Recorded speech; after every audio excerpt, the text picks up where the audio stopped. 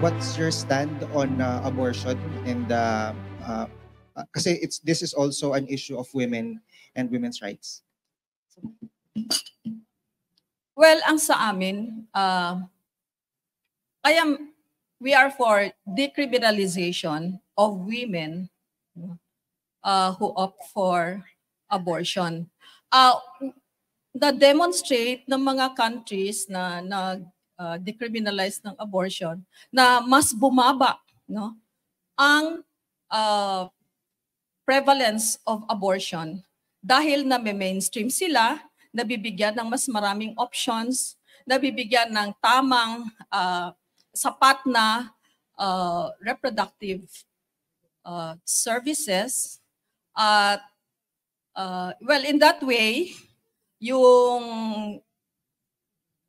tawag dito, yung pag-mainstream, no, na mga ganitong problems, nakaresulta siya ng mas favorable na outcome, no? So especially in the reduction of abortion. So like if we compare Italy, which is the seat of Roman Catholicism, kumpara natin sa Pilipinas na abortion restrictive, yung Italy mas mababa yung abortion rate nila kaysa Pilipinas na napaka-restrictive.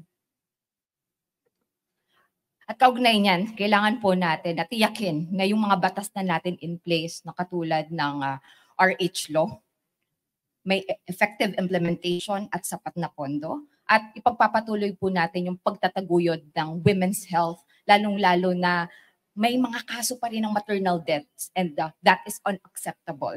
No? Zero maternal deaths ang nais natin na isulong.